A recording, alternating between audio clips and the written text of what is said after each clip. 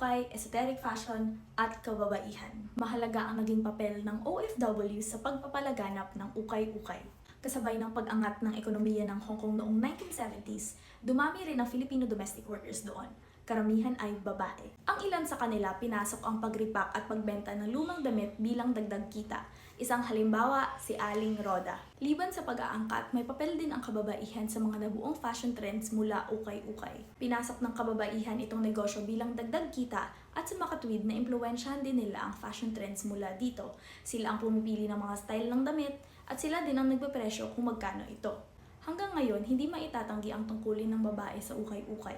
Makikita natin silang nagbabantay, nag-aayos, at nagsusukli. Para sa akin, karapat-dapat silang kilalanin sa impluwensya nila sa Filipino fashion noon hanggang ngayon. Ipagpalagay natin ang late 90s to early 2000s style na kilala bilang esoteric fashion sa mga Gen Z.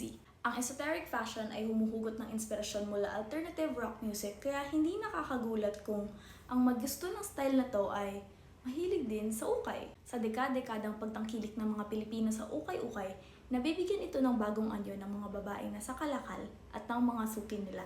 At sa ngayon, may papel ng ukay-ukay sa kultura ng mga Pilipino bilang kabuhayan at self-expression sa pamamagitan ng pananamit.